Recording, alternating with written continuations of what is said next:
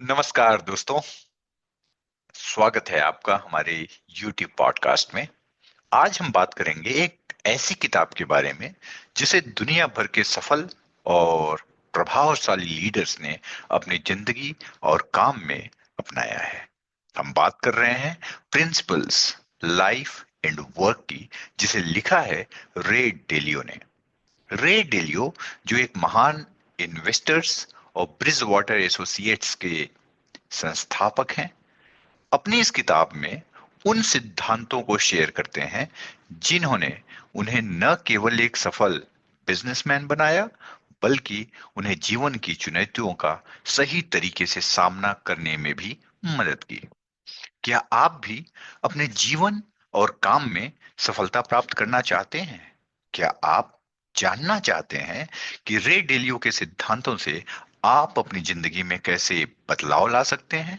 अगर हाँ, तो यह पॉडकास्ट आपके लिए है। आज हम इस पॉडकास्ट में प्रिंसिपल्स लाइफ एंड वर्क के कुछ महत्वपूर्ण और इम्पैक्टफुल सिद्धांतों पर चर्चा करेंगे। तो आइए शुरू करते हैं और समझते हैं कि कैसे हम इन सिद्धांतों को अपनी लाइफ में लागू करके अपना के अपनी सफलता की दिशा को और बेहतर बना सकते हैं। चैप्टर 1, सिद्धांतों का महत्व, द इंपॉर्टेंस ऑफ प्रिंसिपल्स। रे डेलियो जो एक बहुत ही फेमस राइटर हैं, इनका मानना है कि सिद्धांत, फिलॉसफीज, रूल्स हमारे जीवन और काम में दिशा प्रदान करते हैं। वो बताते हैं कि जब हम अपने सिद्धांतों का पालन करते हैं तो हम अपनी जिंदगी के हर फैसले में एक सही दिशा चुन सकते हैं। सिद्धांत हमें अपनी गलतियों से सीखने और लगातार सुधरने के लिए प्रेरित करते हैं। वे ये भी बताते हैं कि अगर हम अपने सिद्धांतों के प्रति अडिग रहते हैं तो न सिर्फ हम अपनी व्यक्तिगत सफलता हासिल कर सकते हैं, बल्कि हमारे कामकाजी जीवन में भी हम प्रभावी बन सकते हैं। सिद्धांतों का पालन करना जीवन में स्पष्टता, क्लैरिटी और सशक्तता लाता है। चैप्टर 2, जीवन में सफलता के सिद्धांत, प्रिंसिपल्स फॉर लाइफ सक्सेस। इस चैप्टर में रे डेलियो लाइफ में सफलता प्राप्त करने के लिए कुछ इंपॉर्टेंट सिद्धांतों के बारे में बताते हैं। ये सिद्धांत हमें अपने जीवन में सही दिशा चुनने में मदद करते हैं और किसी भी मुश्किल से पार पाने का तरीका बताते हैं। आइए इन सिद्धांतों पर गहरी नजर डालते हैं।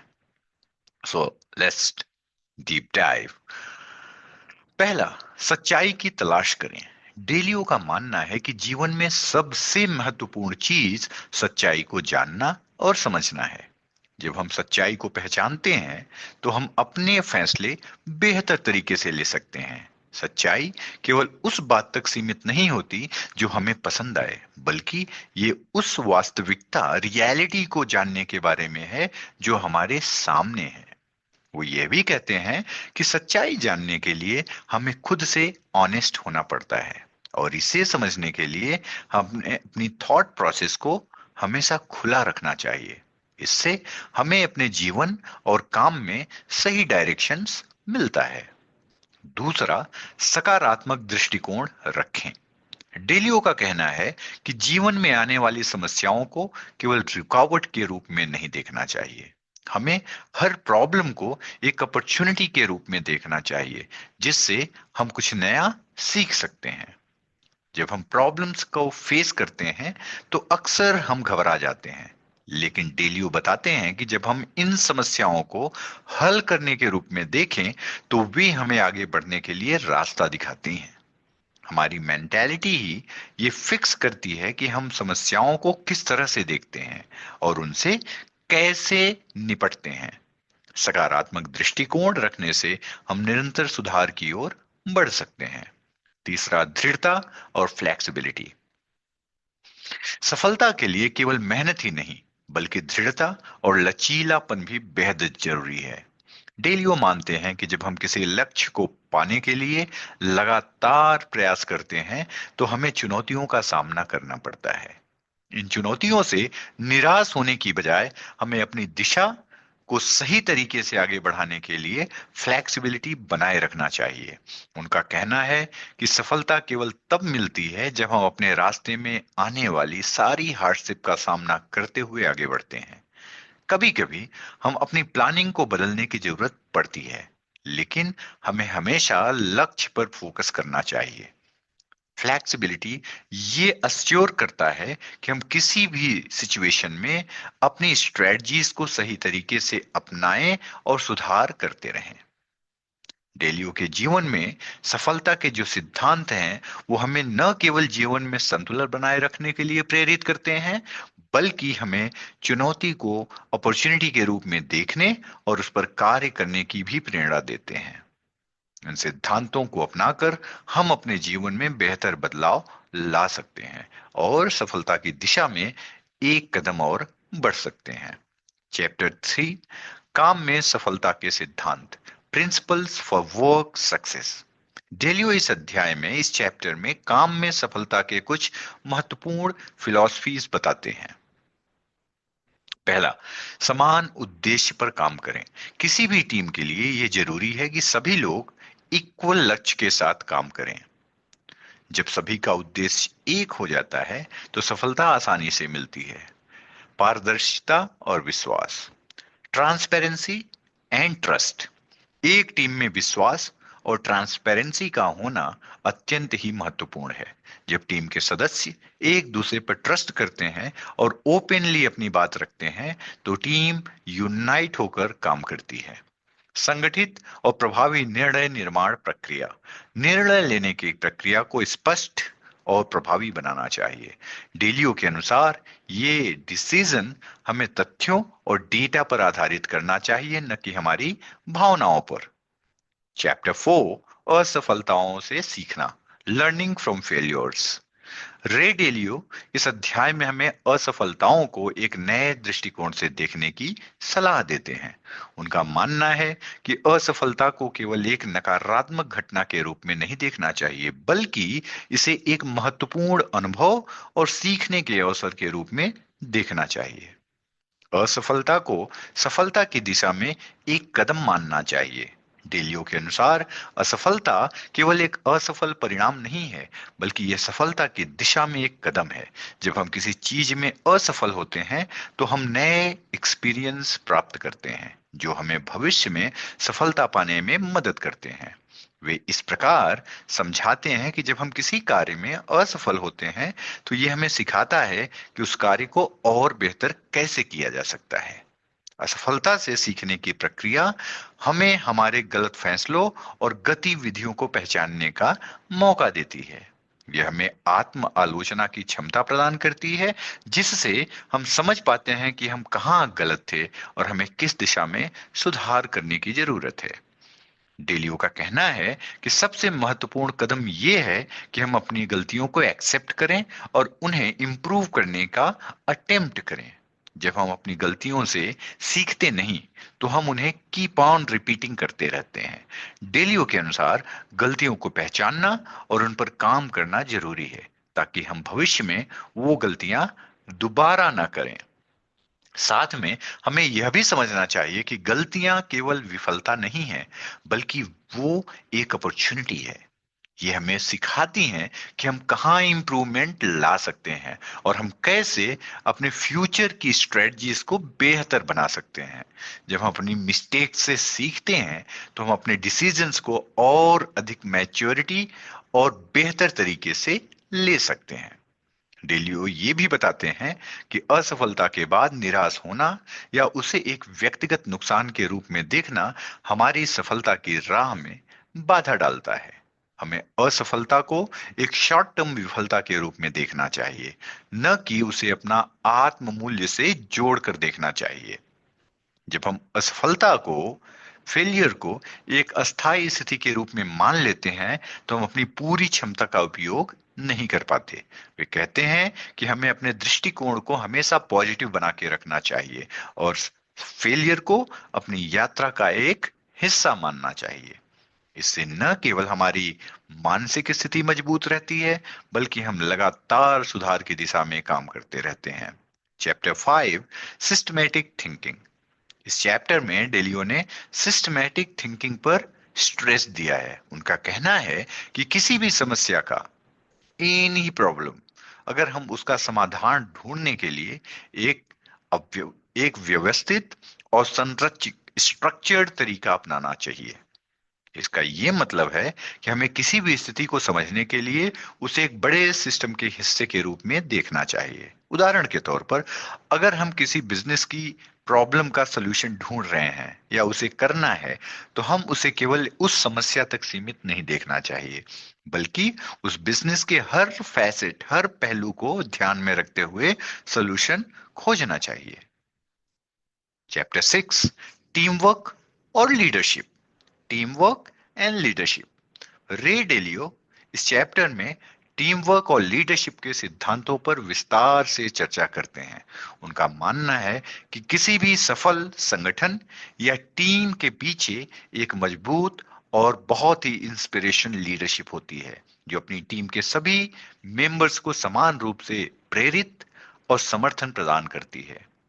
डेलियो के अनुसार एक अच्छा लीडर केवल खुद पर ध्यान केंद्रित नहीं करता, बल्कि वो अपनी टीम की क्षमताओं और विचारों का भी सम्मान करता है।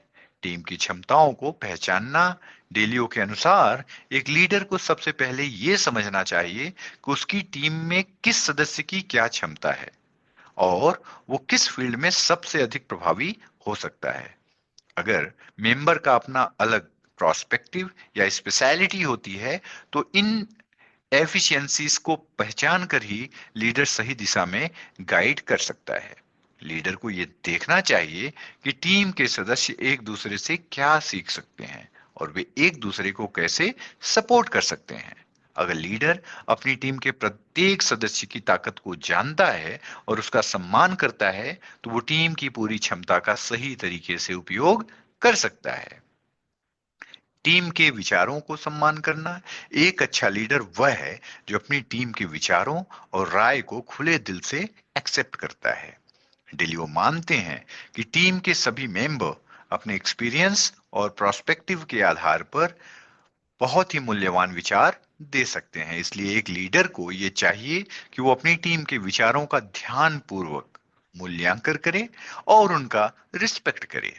टीम के विचारों को सम्मान देने से न केवल टीम के सदस्य इंस्पायर होते हैं, बल्कि यह यूनिटी में, टीम में खुला संवाद और सहयोग को भी बढ़ावा देता है। जब टीम के सदस्य महसूस करते हैं कि उनके विचारों की कद्र की जाती है, तो वे और अधिक उत्साहित होकर काम करते हैं और एकजुट होकर संगठन के लक्ष्यों की ओर बढ़ते हैं। लीडर की जिम्मेदारी और दिशा। डेलियो का कहना है कि एक अच्छा लीडर वह है जो अपनी टीम को सही दिशा दिखाए और उन्हें प्रेरित करता रहे।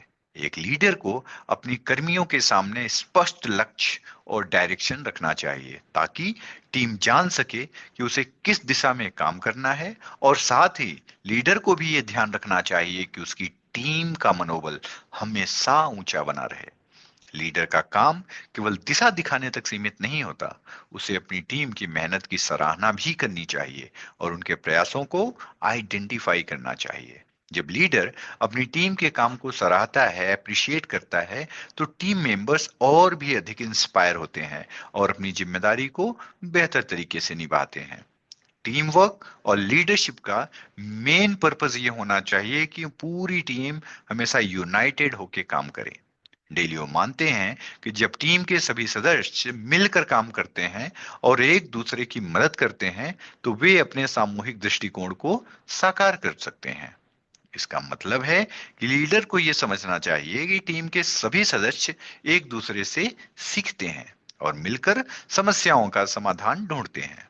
यह प्रोसेस लीडरशिप को और मजबूत बनाती है और टीम को सामूहिक सफलता की दिशा में ले जाती है। चैप्टर 7, व्यक्तिगत विकास, पर्सनल डेवलपमेंट। इस चैप्टर में डेलियो व्यक्तिगत विकास पर चर्चा करते हैं। उनका मानना है कि अगर हमें अपने जीवन में सुधार लाना है, तो हमें अपने विचारों और कार्यों का निरंतर मूल्यांकन करना चाहिए। यह प्रक्रिया हमें अपने गलतियों को सुधारने और अपनी क्षमता को बढ़ाने में मदद करती है। व्यक्तिगत विकास का उद्देश्य केवल आत्मसंतुष्टि नहीं होनी चाहिए, बल्कि यह हमारी पूरी टीम और समाज के लिए भी फायदेमंद होना चाहिए। चैप्टर 8, कार्यस्थल में चुनौती और अवसर, challenges and opportunities in the work place. डेलियो इस अध्याय में, इस चैप्टर में वर्क प्लेस पर आने वाले चैलेंजेस और अपॉर्चुनिटीज के बारे में बात करते हैं। वे कहते हैं कि किसी भी चैलेंज को एक अपॉर्चुनिटी के रूप में देखना चाहिए। यह हमें हमारी क्षमताओं को निखारने और अपनी टीम के साथ मिलकर बेहतर काम करने का मौका देता है। संगठन में समय समय पर बदलाव होते रहते हैं और इन चेंजेस का सही तरीके से सम्मान करना या सामना करना किसी भी लीडर की सबसे बड़ी चुनौती होती है। चैप्टर 9, निर्णय निर्माण और सुधार, decision making and continuous improvement. रे डेलियो इस चैप्टर में निर्णय निर्माण और निरंतर सुधार की प्रक्रिया पर चर्चा करते हैं। उनका मानना है कि डिसीजन मेकिंग केवल एक त्वरित प्रक्रिया नहीं है, बल्कि ये एक सोच समझकर की जाने वाली प्रक्रिया है जिसमें पूरी जानकारी और सही दृष्टिकोण की आवश्यकता होती है। साथ ही वे यह भी बताते हैं कि हर निर्णय से हमें कुछ न कुछ सीखने की कोशिश करनी चाहिए, ताकि हम भविष्य में बेहतर फैसले ले सकें और लगातार सुधार कर सकें। डेलियो के अनुसार हर निर्णय को पूरी जानकारी के साथ और सोच समझ कर लिया जाना चाहिए। जब हम किसी निर्णय पर पहुंचते हैं तो हमें उसकी संभावित परिणामों पर भी विचार करना चाहिए। यह महत्वपूर्ण है कि हम केवल अपनी धारणाओं पर निर्भर न रहें, बल्कि अपने सभी संभावनाओं और तथ्यों को ध्यान में रखते हुए निर्णय लेना चाहिए। सिर्फ त्वरित या भावनाओं से प्रेरित निर्णय लेने के बजाय डेलियो का कहना है कि हमें अपनी सोच को विस्तार से खोलने और तथ्यों के आधार पर निर्णय लेने की आदत डालनी चाहिए। सही निर्णय लेने के लिए हमें अक्सर विभिन्न दृष्टिकोणों को समझने की आवश्यकता होती है और ये अश्योर करना होता है कि हमारे फैसले न केवल तात्कालिक परिणामों को ध्यान में रखते हुए लिए जाएं, बल्कि लॉन्ग टर्म में भी उनकी इफेक्टिवनेस बनी रहे। डेलियो का मानना है कि प्रत्येक डिसीजन को लेने के बाद हमें यह समझने की कोशिश करनी चाहिए कि हमने उस डिसीजन से क्या सीखा। जब हम किसी डिसीजन का रिजल्ट देखते हैं तो ये इंपॉर्टेंट होता है कि हम केवल उसके रिजल्ट से सेटिस्फाई ना हो जाएं, बल्कि ये भी जानें कि क्या हम उस डिसीजन को बेहतर तरीके से ले सकते थे। यह कंटिन्यूअस इंप्रूवमेंट का एक प्रोसेस है जिसमें हम अपने डिसीजन का एनालिसिस करते हैं और ये समझने की कोशिश करते हैं कि अपने थॉट और प्रोसेस में कहाँ इंप्रूवमेंट कर सकते हैं। इससे हमें यह अश्योर करने में मदद मिलती है कि हम फ्यूचर में और बेहतर डिसीजन ले सकेंगे और किसी भी मिस्टेक्स को रिपीट करने से बचेंगे। डेलियो का कहना है कि जीवन और काम में सुधार की कोई सीमा नहीं होती। हम हमेशा कुछ नया सीख सकते हैं और अपनी क्षमताओं को और बेहतर बना सकते हैं। निरंतर सुधार की यह प्रक्रिया हमें अधिक इफेक्टिव और एफिशिएंट बनाती है। हर डिसीजन के बाद जब हम अपनी मिस्टेक्स और सक्सेस दोनों से सीखते हैं तो हम अपने प्रोफेशनल विकास को गति देते हैं। यह प्रोस्पेक्टिव यह श्योर करता है कि हम किसी एक फैसले पर नहीं रुकेंगे, बल्कि ऑलवेज आगे बढ़ने और सुधारने की कोशिश करते रहें। कंटिन्यूअस इंप्रूवमेंट न केवल हमारे व्यक्तिगत विकास को बढ़ावा देता है, बल्कि ये हमारी टीम और संगठन के विकास के लिए भी फायदेमंद होता है। तो दोस्तों, यह था प्रिंसिपल्स लाइफ एंड वर्क का संक्षिप्त समरी। रे डेलियो ने हमें जो सिद्धांत दिए हैं वे न केवल काम में सक्सेस के लिए, बल्कि जीवन की हर एक टफ टाइम में सही डिसीजन लेने के लिए भी बहुत ही इंपॉर्टेंट है। इन सिद्धांतों को अपनाकर हम अपने जीवन को और अधिक अरेंज्ड, स्ट्रेटजिक और उद्देश्यपूर्ण बना सकते हैं। अगर आपको ये पॉडकास्ट पसंद आया हो तो कृपया इसे लाइक करें और शेयर करें, ताकि और लोग भी इन सिद्धांतों से लाभ उठा सकें। और अगर आपने अभी तक हमारे चैनल को सब्सक्राइब नहीं किया है तो इसे प्लीज तुरंत कर लें ताकि हम और भी प्रेरणादायक और उपयोगी पॉडकास्ट आपके लिए ला सकें। याद रखें, सफलता एक यात्रा है और हर कदम पर सही सिद्धांतों को अपनाना आपके लिए सफलता की कुंजी हो सकता है। अगले पॉडकास्ट में हम फिर से किसी नई किताब या विषय पर चर्चा करेंगे। तब तक के लिए अपने जीवन को व्यवस्थित करें और अपने सिद्धांतों पर मजबूती से चलें। धन्यवाद।